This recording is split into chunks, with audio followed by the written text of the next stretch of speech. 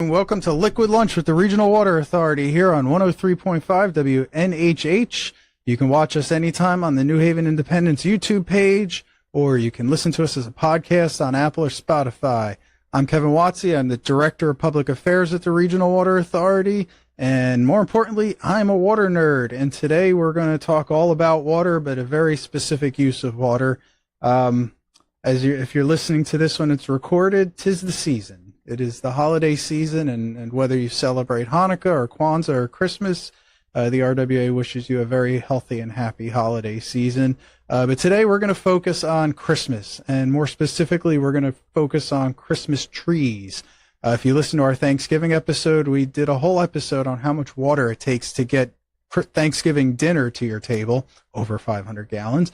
Today, I thought we would talk about Christmas tree farming and how much water it takes to get a Christmas tree in your living room, and how long it takes, and all that comes with running a Christmas tree farm. So, to help me do that, I've invited a colleague of mine from the RWA. You may recognize his voice or his face if you're watching on YouTube, because he was on earlier in 2025 to talk about our new customer information system that went live. But more importantly for our show, he also owns a Christmas tree farm. So I invited him to come on and tell us all about his Christmas tree farm business. And so his name is Trevor Hansen. He is a CIS applications manager for the RWA, and he's the owner of Hansen Family Tree Farms in Woodstock. And he has graciously agreed to come on the show and tell us all about Christmas tree farms.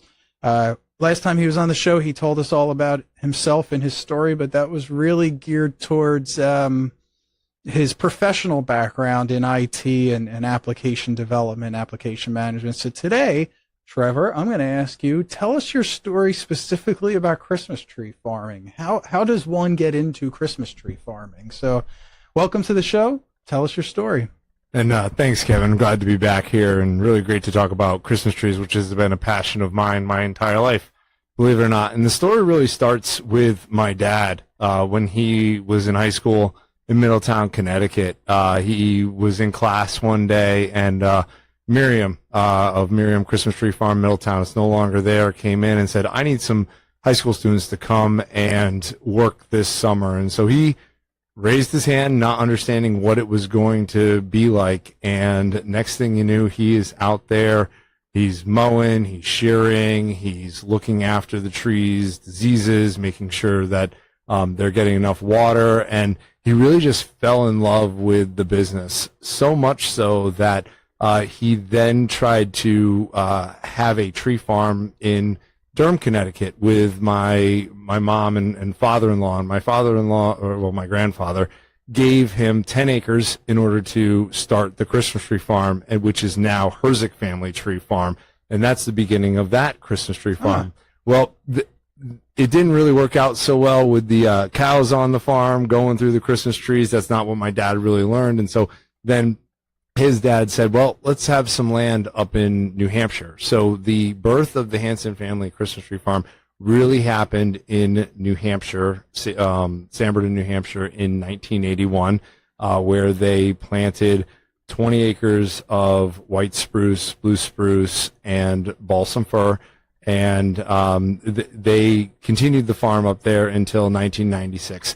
Unfortunately, my grandfather passed away at an early age, and my dad realized having a Christmas tree farm in a completely different state from where we lived, which is Woodstock, Connecticut, didn't make a lot of sense. And so we procured land in 1988 and 1989 and started moving operations down into Woodstock, officially opening in 1996. So next year when we open for business, it's going to have us 30 years in Woodstock, Connecticut, and 44 years in the Hansen Family Christmas Tree Farm operation. So that's the story about how I got into it, because I was born and raised and I've been doing Christmas trees my entire life. As a little seedling, you were. Yes. You've grown into it. Yes, exactly. So before that, then they were cutting the trees down in New Hampshire and just shipping them to Wood. So they were still being sold in Woodstock, but you were shipping them. And Yeah, so that's an interesting story where my dad was a teacher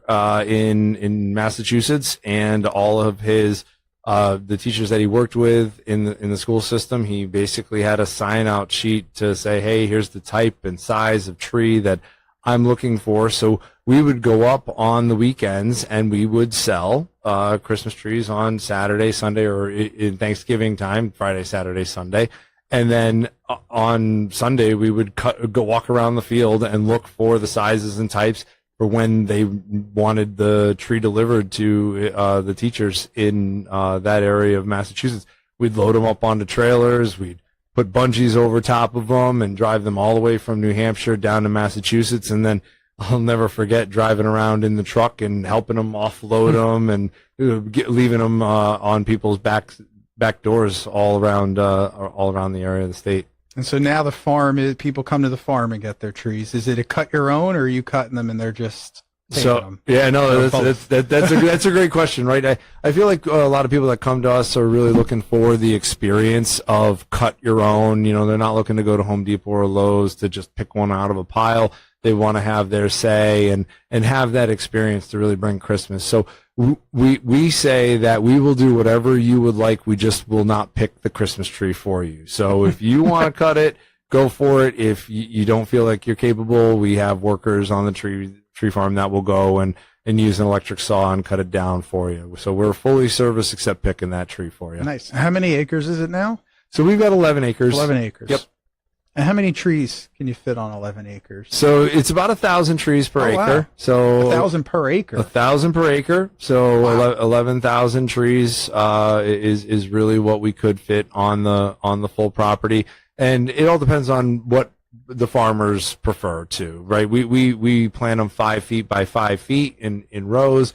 Other farmers, if they have more land, might look at 6 feet by 6 feet. It really a lot depends on the land, the slope, the soil type, and what you're going to do on your tree farm. That's so interesting. So as I said in the beginning, we're talking about water and the environmental questions around Christmas tree farming. Also, I have questions about process. You know, before we turn the mics on, I was telling you I know nothing about this, so forgive me if my questions are stupid. But I'm going to start with the number one question I have. How much water does it take to grow a Christmas tree through its whole cycle? Say a 6 foot tree, which I assume is that average, about a 6 foot tree. Yeah, absolutely. 6 feet, 6 to 10 feet is 6 7 is what a lot of homes, especially New England homes, right? A lot of those homes were 8 feet ceilings, so that's what a lot of our customers are looking for. And trees are not that much different from human beings. They need a gallon of water a day, just like that's what's prescribed for us. You know, they've got mouths, which is their roots. They've got veins, which is the underlying part of the bark, the xylem, I believe is what it's called. They sweat out of their needles, and that's how they perspirate. And they're able to store water depending on changes in temperature. So if you're looking at a gallon a day, you're looking at 365 gallons a year, and it takes around 10 years to get to that tree. So, you know, you're looking at around 3,650 gallons of water to get a Christmas tree through its full life cycle, from being born as a seedling all the way to in your home to celebrate the holidays. That's a lot of water. That is a lot of water. That's a lot of water. That's more than I expected. And how much is that? I assume it depends on the year, but irrigation versus Mother Nature. I mean, obviously you're hoping it rains, right? Absolutely. Yeah. We are counting that it rains. Yeah. And we're a small farm, so we do not have irrigation, and a lot of it really does depend on the type of tree and the soil that they like. So we have, most of our property is loam, which does hold on to the water very well. And what a lot of people don't understand is, you know, trees are like icebergs. What you see up above is about the same below in roots, if not larger. So we get the common question, hey, can I come and dig my tree out of the ground? And I'm like, Yeah, if it's 3 feet, that's about the, otherwise you got 3 feet of dirt and everything else like that you're digging out of the ground. And so you got a 7-foot tree, 8-foot tree, that same amount is under the dirt that's there. And the bigger the tree, the deeper the roots go, and the further they go out in order to be able to find that water when it's dry. So we on our tree farm, we primarily have spruce and firs. Firs are looking more for sandy soil. They don't like to be sitting in, sorry, I got it reversed. Firs want to be in wetter water, and spruce want to be in the sandier soil. They don't like a lot of water, otherwise they're going to get root rot, and the roots will literally just rot out from underneath them, and it will kill the tree. Firs want that wet soil. So when it comes to needing irrigation, some farms do have it, and especially if they have sandy soil. So a tree farmer would want to go test their soil, and if it's sandy, they're going to want to put in a drip system, because in those times, like this past summer, I don't know how many days we went for without water. Well, that's what I was going to ask, because we've had these long dry cycles the past 2 years, really, where we've gone months without any what I would call significant precipitation. So how as a farm without a irrigation system, how are you guys managing that? So we always plant more than we ever plan to sell, and that's how we keep our numbers up. So we basically account for about a 50% loss. So if we have, if we plant 1,000 trees, we're planting 500 is what will ultimately be sold out of that, due to disease or droughts, or us accidentally hitting one with a lawnmower, things like that you wouldn't think about, but it does happen. And so I can think of the one particular sandy area that we have, where the firs do hold up. But last year we lost about 150 trees in our 1,000 that we planted, because we didn't have the drip system. Didn't make sense for us to go out there and water all the time. It was too hot, too dry, and we just said, well, next year we'll get back and we'll replant again. So those trees, were they close to being living room ready? I mean, was that like year 9 of 10, and then you got to start all the way back at year 1? Or? So thankfully, if they've already developed their root system and their core root, they have reached out to areas and have experienced enough seasons where they've found the water that they need.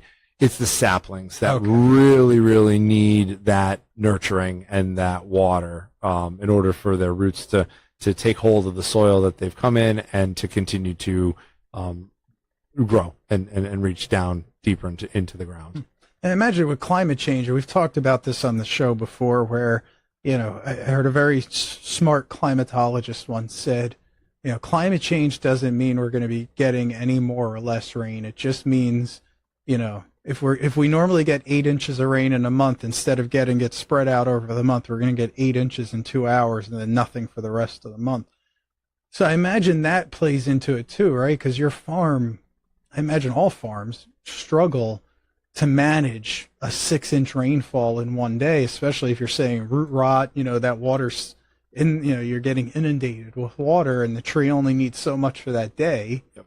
And so, I mean, the flip side of the drought is, how do you deal with too much water in one day, or in 2 days? Yeah, no, and that's a great question. In some farms, they do actually dig pits. We have one that goes down the center of our farm in order to be able to help that excess water run off quicker, because too much moisture, just like too much heat, will kill Christmas trees. And we are seeing some interesting climate things that are happening from the climate. One that hasn't happened now for almost a decade is there's usually a late spring frost. And in the Christmas tree business, we hate that full moon late spring frost, because the new buds have just popped, and when that frost hits, we can lose an entire year of growth because because it kills those new buds. Yes, you can get a second bud, but it's never the 1.5 to 2 feet of growth that you get in an entire year. And so that can really slow the entire production down when that happens. So I guess maybe that's a good thing out of climate change. But it has become a lot harder to predict. Like when you have too much water, what is it that you do? And we have lost. That's where we lose the year 9 of 10 trees. All of a sudden, we'll lose an entire section that got too wet and the roots rotted out from underneath it, and you end up with 30 trees in a circle. And there was nothing that we could do other than maybe even dig a deeper trench so that the water could come out. But we don't have visibility into that, until it's too late. As soon as you start to see the browning of the needles, you immediately know, nope, that main taproot is destroyed. And once the main taproot is destroyed, it's like choking the tree. So you can't reverse that. If you start seeing a yellow tips of the branch of the pine needles or whatever, you're done. Yeah, and it's done. It's done. You're better just cutting it and getting ready to plant again. That taproot is its life force, just like our throat is the way for air and food. Do you guys have the Christmas tree farms in general? Is there a big issue with like pests? Like, because I think it's not a Christmas tree, but I used to have a bunch of arborvitaes, and bagworms just wipe them out. Yes. Is that a concern on the farm? Something like a bagworm, which are very disgusting. If you've never seen a bagworm, they are the most disgusting, vile little things you can imagine. Absolutely. There are all kinds of different pests and fungus that grow, and we have seen some new ones crop into the Northeast here. One of them is actually, we think, is coming from a pond water source. So what we're seeing in Christmas tree farms that are irrigating utilizing pond water, it's called purpatol, and what it does is it makes the bark turn gray of the tree, and it starts to actually prevent water from flowing in it. And it's fairly new within the last 5 years. We've found some non-toxic things that are showing promise of being able to treat it, but only if you're irrigating from a pond is where we've seen it. So we combat all these, and I'll go into a couple others that are affecting them. We combat all of this through education, right? Just like anything else, it's about educating the people that need to know. So the Connecticut Christmas tree growers have twilight meetings, which happen once a month. There's always a volunteer Christmas tree farm that hosts it, and we talk about obviously different practices that happen within the farms, but we also have scientists from the University of Connecticut that come down and they give education on the different pests that are happening, whether it be insects or if it's actually a viral or fungus or something like that that's growing within the tree. And then they talk about the pesticides, and it's one of the only ways to get your pesticide license. So you have to come to these meetings in order to build up credits, in order to be able to get your license with the state of Connecticut to actually buy the chemicals to then spray on your Christmas trees. And so, we see other things like white pine weevil, which attacks spruce trees. So you don't want to have white pine grow next to blue spruce in particular. The weevil, the little bug, likes to burrow itself into the stalk or the leader of the Christmas tree. And so if you've ever seen a Christmas tree that looks beautiful but the top is completely killed, it's white pine weevil. You can see the little holes of the bug that got into it, and that distorts the look of the Christmas tree, where you don't get a nice conical shaped tree. It now all of a sudden grows in a different direction. Lichen grows if it's too wet, and that attaches itself to the bark, and if there's no airflow through the tree, it will continue to grow up, and it will again suck the moisture out. It's a fungus that grows on, and it hurts the needles. And so when you see a tree that's very thin and doesn't have good needles, and you're able to see the trunk of the tree, that's too much lichen growth. I've always been told lichen doesn't really.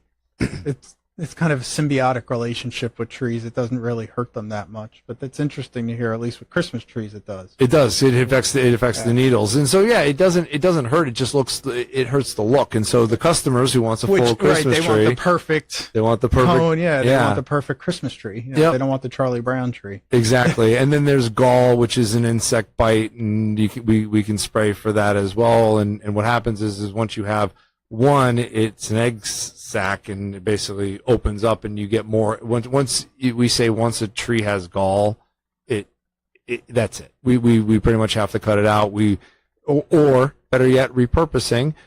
We get a lot of people that make wreaths or Christmas baskets, and so we will sell the tree for $10 or $20 as boughs, clipping off the gall and leaving the good parts for them to be able to make wreaths out of. So string it together. It's a way for us to save some costs in there. Or kids' Christmas trees is another way we've come up with repurposing, where, hey, the bottom of the tree looks absolutely terrible, but the top 4 feet is great. If you buy a full tree from us, $20 for a kid's Christmas tree for them to put it up in their room and decorate. That's a good idea. Yeah. So, you've been doing this pretty much your whole life. Your dad's been doing it 40 plus years. Do you think, in your experience, or even if you could channel your father, like, what's been the biggest change in the industry from, the time he started and you started to now? Like, have you seen any, like, monumental shifts, or whether it's climate change, induced or anything else? I would say that everybody that gets into this business is always worried about, the effect that it's going to have on their land. And so we're always talking about ways of, preserving the land and keeping it. I really feel like my dad wanted to get into Christmas trees to keep and be to take care of the piece of land that he was in, and obviously generate a tiny little profit for his family for doing it. So from netting, which used to just be plastic, now is photodegradable. Like the netting that goes around your Christmas tree. When we first started, you basically had to throw it in the trash. Now you leave it out in the sun, and over the course of a week, it will literally decompose itself. What is that made of, that netting? I don't know. I don't know, but it's photodegradable. And we tell the customers that come, just don't throw it in the trash, leave it outside, and as long as the sun's hitting it, it will degrade itself. So that's been a change. Also, gas powered is not something that we try to work with. We really try to go electric where we can. Whether I know people have different opinions about it. But we do not allow gas-powered chainsaws on our property. It's only battery-powered, electric-operated, or good old hacksaw. Do it yourself. People show up with an axe over their shoulder, like, I'm gonna chop down my own Christmas tree. Yeah, absolutely. And the thing that always is of topic is that climate change. Like, what's going on with the soil? What can we put down in order to keep the soil healthy? Because if the soil's not healthy, you're not growing anything. So a lot of land preservation is of the topic always at these meetings. So obviously this is your busy time of year, right? This is when you're selling the trees, but what do you guys do in the other 11 and a half months of the year? Yeah. You're just kicking back and letting the trees grow? No, absolutely. And what people might be surprised to find out is that this is a year-round endeavor. Right in the new year, yes, we get a chance to breathe a heavy sigh of relief, and we're planting in the middle of March. So as soon as that ground thaws, we're out there putting down 1,000, 2,000, 3,000, whatever we've purchased and we've pre-planned, right? We take inventory just like every other company, and we know what we're ordering. We have to put our orders in for the previous year in June, right? They need to know a whole year. The trees already got to be seeded, and sproutlings need to be coming up. So you're buying the sproutlings. You don't have like a greenhouse that you're starting from a seed. Correct. Okay, yep. We buy. There's 2 main farms that we look at, Maine and Minnesota, and look at their prices, and that's how we get them in. And so we plant. That usually takes a couple weekends in April, and then we're fertilizing in May. By the way, you're planting manually going down the row and manually going down the row. Little sproutling. Yep. Gotcha. Yep. Exactly. Shovels, manual labor. There's no machine that just. There is a machine. If you're a large operation, you've bought the tractor that can just plug. They're called plugs. Plug it into it. But we don't have a lot of land, so we plant right next to the stump of the tree that was just cut, and so we're battling roots and rocks and all that other. Do you take the stumps out so that you have a place to plant new ones? We leave the stumps right there. Okay. We plant right next to it. It provides some nutrients as it continues to rot in the ground. It also absorbs moisture. So in those droughts, the old stump can actually act as a well, essentially over that time. So. And after about 10 years, they rot out, and you can pretty much just kick them out. And then you have a new stump. And then you got a new stump because you just cut that out. So Lion King, man, circle of life. It is. It is 100%. It is. Yep, it is. And so we fertilize in May into June, and then the mowing starts. The mowing is probably the big. I mean, 11 acres. Yeah. Like you know, anybody that owns an acre of property and how long it takes you to mow 1 acre, now times that by 11.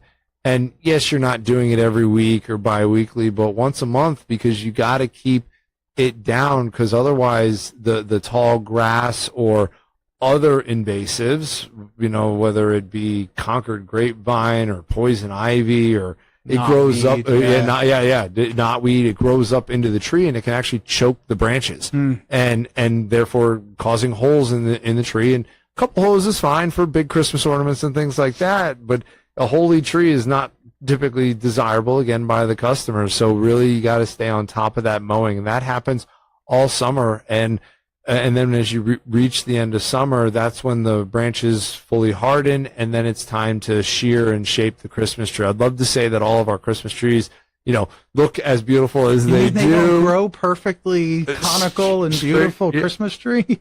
Wouldn't that be nice? It would do. I'd love that, definitely. And no, yeah, we got to go, and every single one of them has to be. And we hand shear. Some other farmers, you know, they use trimmers. Some use machetes, and there's different techniques proven in there as far as like if you clip, say you have a hole and you clip buds within that hole, it will show the damage, and the tree will actually have a response to say, "Oh, I want to fill in that hole. I need to put some more energy into that area, trying to actually fill itself in, to be able to get more sunlight." So there's little techniques like that with hand shearing versus going with a machete. Still, very time-intensive process. And then once we're done shearing, which we finished on Veterans Day this year, which is, as everybody knows, November 11th, and we're starting to sell right after Thanksgiving. So right then we're back into it, setting up the netters and the stand and making sure the saws are sharpened and everything's good to sell again. So it is a full year commitment with a little bit of breathing room here and there. Yeah. So I want to go back to cutting the grass, because maybe in my mind I'm overcomplicating that, because you said the trees are on little 5 by 5 foot sections. That really doesn't allow you to use big, heavy riding lawnmowers, right? You got to get between those trees. Are you just using a push mower to get between those trees? Yeah, in a way. On 11 acres, you know, it doesn't sound like an easy 11 acres to manage. And it's not. We have two machines in case one breaks down, because mowing's important. We use a Gravely, and it's self-propelling. I mean, the machine has to weigh around 500 pounds itself, and you know it goes, and you know 40-inch mower. So we're walking every single one of those rows. We're not riding behind.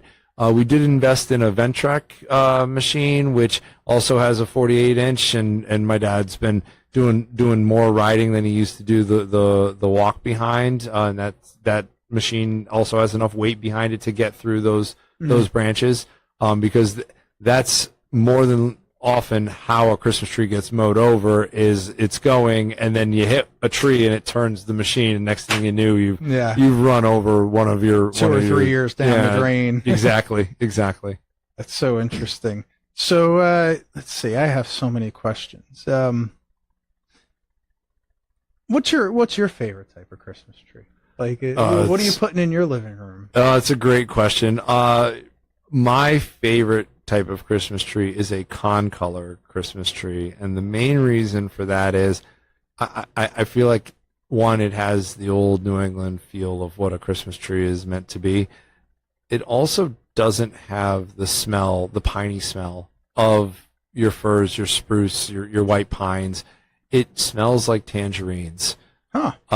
And it's a Christmas tree that grows in the Finger Lakes region, Hudson River Valley, and thankfully enough grows in Woodstock Valley, Connecticut very, very well. We don't have a ton of them, but when I do get a chance, the con color is what I put up. Other people talk about Fraser firs, and that's because a celebrity once upon a time said Fraser firs are the best Christmas tree that I could ever get, and they are. They're beautiful. There's nothing wrong with that. Fraser firs have a cone that grows at the top that can shed a lot, but it is a beautiful, very fragrant Christmas tree. Blue spruce, if you got heavy ornaments, right? They're pickly. They got heavy branches, and they keep animals out. As far as like your dog or your cat is going to go nowhere near that, and they have that really great white bluish color to them in there. Right. So, I mean, if I were to say those, I have a lot of favorites, but Concolor definitely my favorite. Nice. And so I have questions here that are just kind of fun questions. But before I get into the other fun questions, is there one common misconception about Christmas tree farming? Maybe there isn't, but like, is there something you kind of wish everybody knew, or something that everybody gets wrong when they think about Christmas trees or Christmas tree farming? I would say it's around water, and when you cut down your Christmas tree, it's not really dead. It needs a lot of water in order to make it to Christmas time. There's a lot of people that like to celebrate Christmas early. I'm definitely one of them. And when you cut it down or you go to Lowe's, or it's not really gone. You need to bring it home. You need to cut off an inch or two out of that base. And when you put it into your stand, get water in it. It's going to drink a gallon of water in the first hour that it's in your house, especially in the warmer climate. As if your house is at 70 and outside it came in from 35 or 40 degrees, it's going to drink a gallon of water basically every hour until it is full, and then you can back off on the amount of water that you come in. I've had so many families that have come back and say the Christmas tree didn't last until Christmas, and the number one thing is how often did you water it? And so that's why I really want to break down that misconception of like, how much water should I be giving my Christmas tree? Make sure it's always full, because I don't want families to be disappointed at Christmas because needles are falling off your Christmas tree.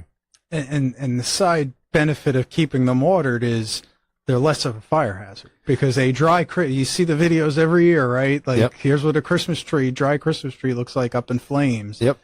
It can burn your whole house down. Yes, it can. And you're doing it right when the tree actually breaks bud. You can, if you water it well enough and it's warm in your house, your tree's buds will actually start regrowing, even though it's been cut from its root, which I always find an amazing piece of regrowth from these Christmas trees. Here's a stupid question alert. If I cut down my Christmas tree, I bring it home, I keep it well watered, how long could that last? Like, eventually watering it's not going to work anymore, right? But say you do everything right, how long would that last if you just wanted to keep it in your living room? I've seen it 6 to 8 months. Really? Yes. Wow. Yep. You can't get it till next Christmas. No. Can't do it. So, all right. So here's some more kind of fun questions. Have you ever gotten, like, what's the most unusual request you've gotten from a customer? Anything kind of stick out to you, like weird requests from customers on the farm? Not necessarily weird requests. We've had, right, we're 11 acres, and it's really divided into 2 separate fields. And so you divide it, it's 5 acres and 6 acres in a field. People have been with us all day. Walking around all day.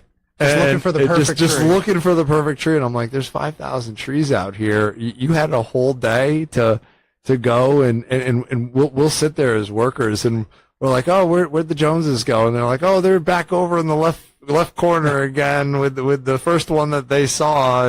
And so we have tailgaters that come. They'll take turkey leftovers in their soup, and they'll literally sit there for 2 hours, and but nobody's ever really given anything too crazy about Christmas trees. I just think it's more what people's traditions are that are not my traditions. That's interesting.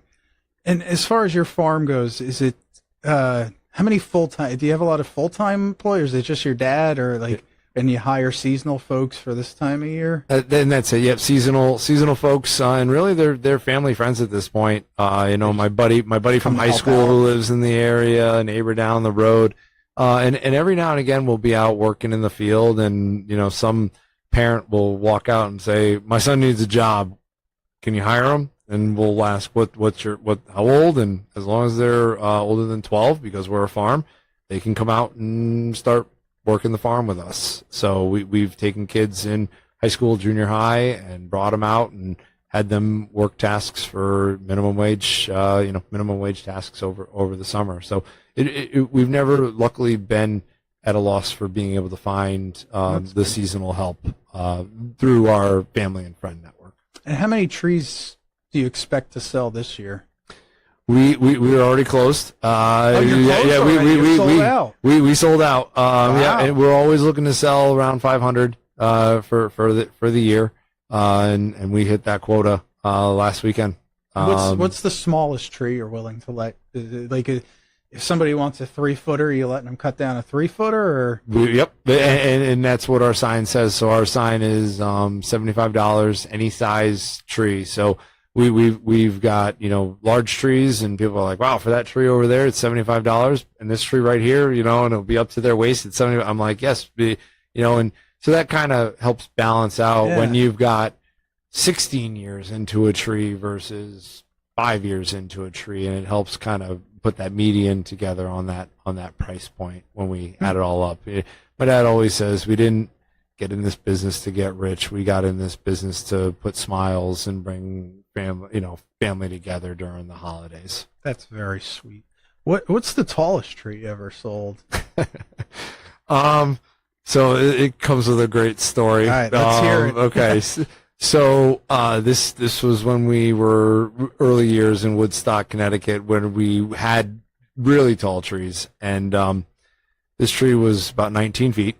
Wow. Yep. And we had a bunch of cars in the parking lot, and they're all out searching, and you don't really track what car that it is. They all just come up, and they come up with this tree. It was tall and thin. Thank goodness it was thin, because we were able to wrap it, because 19 feet and you think the spread on that, the Chevy Chase Christmas Vacation, right? Yeah. So luckily it was not that type of a tree. They were looking tall and thin, and we get it all wrapped up, and we're like, where's it going? And they're like, on that car over there.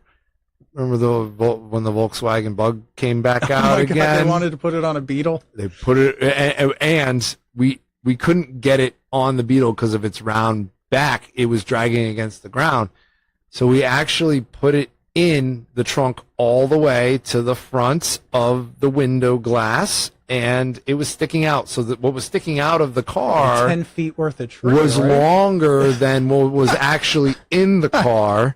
And on top of that, it wasn't like they lived 2 miles down the road.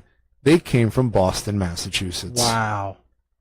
Oh my God. And our price for Christmas trees at that point was $35 a tree. So they got a 19-foot Christmas tree wow. for $35 and drove it all the way back to Boston. I don't know if it made it. Wow, that's incredible. They never came back. I'd love to know the end of that story. Wow. Yep. That is a good story. So in preparation for this interview, I actually looked up some interesting facts about the Christmas tree industry and all that. And I'm going to hit you with a few of these, see what you think of these. And one of them I hit you with on the way in here. We're recording this here on, I think it's December 15th. There's an article in the Register today about Christmas tree farming. So we were very timely with it. So that article said there are 547 Christmas tree farms in Connecticut covering 4,039 acres. And you said you were surprised by how high that number was.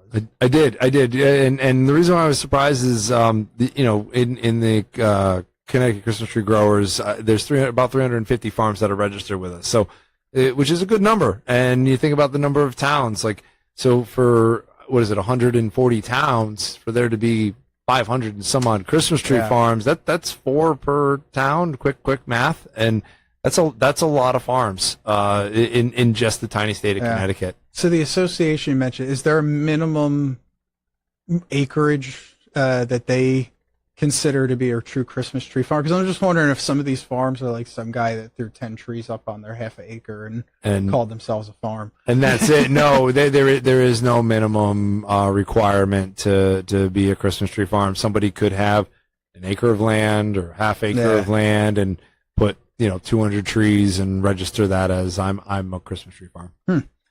Did you know that roughly 15 million Christmas trees a year are cut down in the United States and sold?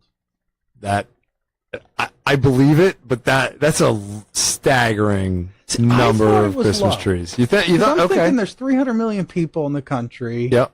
Obviously they're not all Catholics, Christians celebrating Christmas, but I don't know. To me, I thought it'd be more, but and that generates about $550 million in revenue, which is a lot. Yeah, it is. That's a lot of money. The two states that produce the most Christmas trees, Oregon and North Carolina.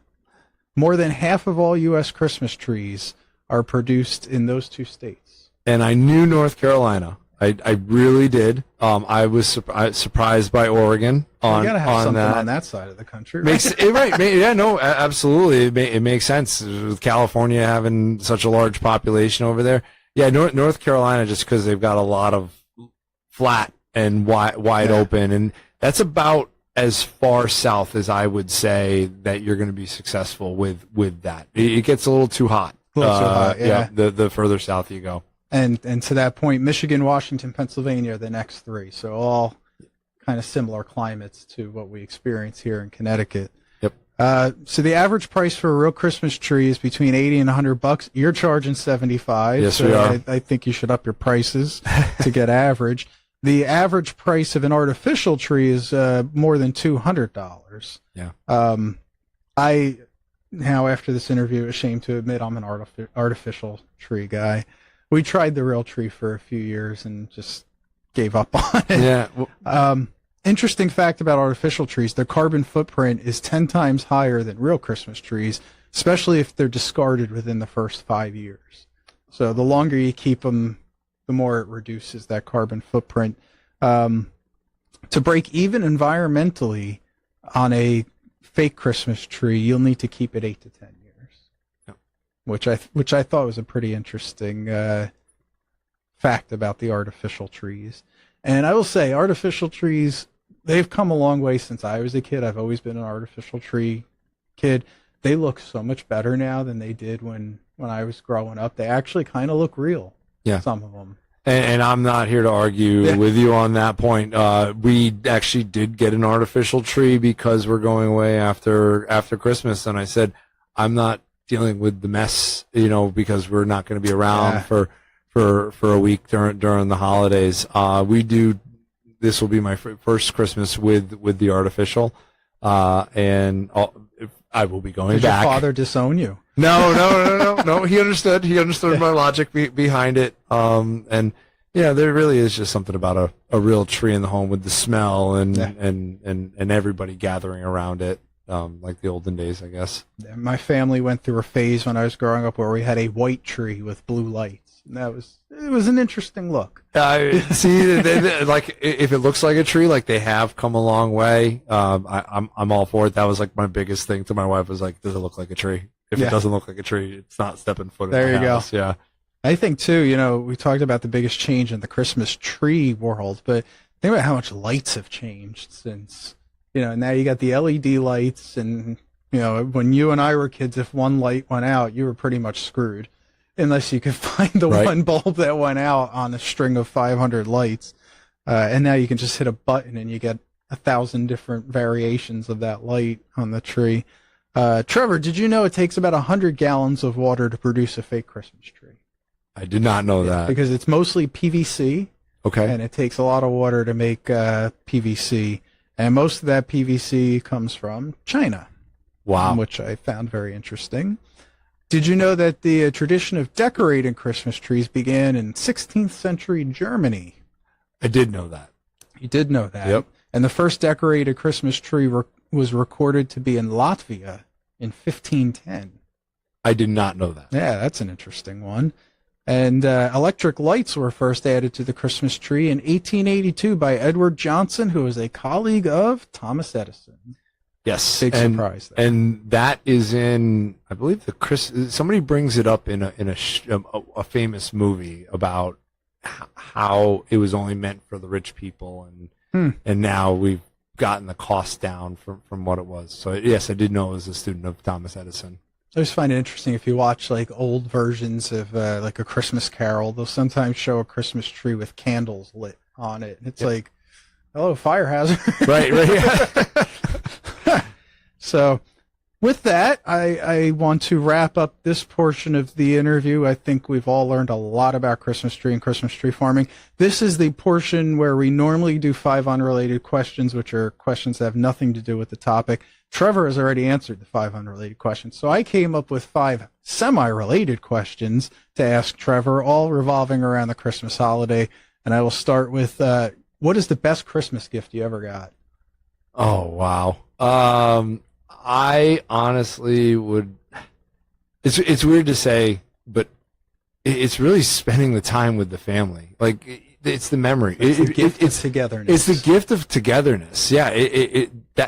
That's what I love about being within Christmas trees. It's the biggest benefit. Really, is seeing the families come back to us year after year after year, and we're on our 3rd generation of families who they weren't even born yet when they were coming, and now they're coming with their kids in their early 20s, and it's amazing to see them. And my dad always has conversations with them, and that's just the Christmas tree farm, so we're very blessed to have those same families. But really, I love just getting together with family and friends during the holidays. It's not about the things anymore. That's beautiful. For me, I'm more selfish. I remember getting a mini pool table when I was about 10, and I loved it. And I still think about it. What's your favorite holiday song?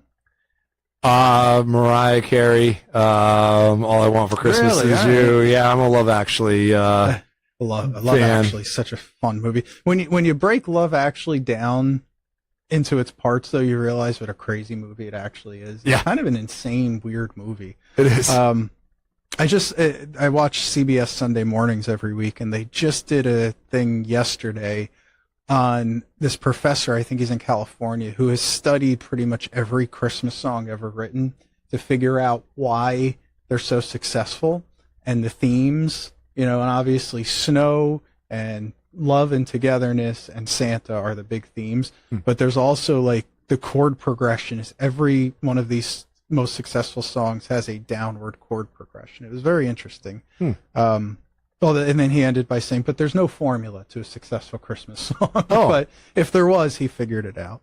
Do you decorate the outside of your house? And if so, how? Yes, we do. We used to put icicles up around the house, and we've switched to, I think what people have found very popular are the pucks that you can change the colors during the different holidays. So we put that up this summer, and then we've got a couple of different inflatables. Okay. I'm always going out the day after Christmas usually to get another inflatable because one died on us. So you get them 70-80% off the day after Christmas. Yeah, exactly. So we got a couple of those, couple reindeer out in front, and then I've got 2 posts on the front deck that I like to put like candy cane lights up and so simple, not over the top.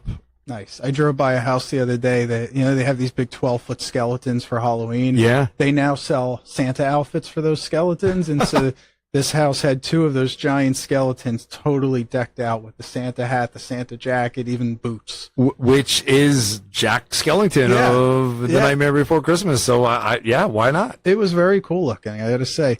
Do you have a traditional holiday meal? You guys eating the same thing every Christmas or?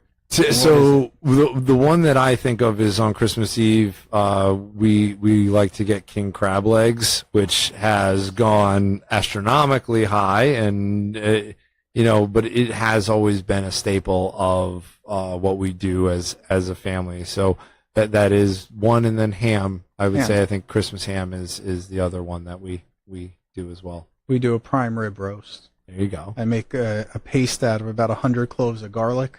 And I just coat it in the garlic, and house smells for about 2 weeks. Last semi-related question, and this one you got to give me a more selfish answer. What's the worst gift you ever got? I would have to say, it's sitting there. An air filter for my shop vac. Just the air filter. Just the air filter. And I got it, and I was just like, okay, you thought, and really? Okay, an air filter. I will tell you, I honestly can't think of a terrible gift I got, but the worst gift I've ever heard of was a friend of mine's mother-in-law gave him a whole bunch of stuff from her company that had her the logo on it. So she literally raided the company swag closet and grabbed like a mug with the logo on it and a pen with the logo on it, wrapped them up, and that was his present. I just said to him, boy, she must hate you. Like, could you imagine, like, you know? Yeah, no thought, no money, no Right. nothing. Just what do we got in the Right. business supply closet? Yeah. That I Imagine your can mother-in-law works for Xerox and she gives you like a pen set with the Xerox logo on it. I mean, it's just, that poor guy. Well, that does it for our 5 semi-related questions, and it does it for our Christmas tree episode of Liquid Lunch with the Regional Water Authority. The one thing I would love my listeners to take away from this show is the thing that I learned is Christmas tree farming really is a year-round thing. We all tend to only think about it 3 or 4 weeks a year, but folks like Trevor and his family and his father, they're out there the other 11 and a half months a year making sure that those trees are ready for us to take home if we want them during these 3 or 4 weeks. And as Trevor laid out, it's a lot of work and it's a very set schedule of when things have to be done. And these trees do take a lot of water. So just think about when you're bringing that tree home, or, you know, that tree's taken between 3,000 and 4,000 gallons of water before it ever got in your house. And you need to keep watering it, because if you don't, it will dry up, it will die, and it could cause a fire hazard. So with that, this is our last show of 2025. I want to ask everybody to have a happy, healthy, and safe holiday, and please stay hydrated and stay safe. It's icy out there. Thanks, everybody, and we'll see you.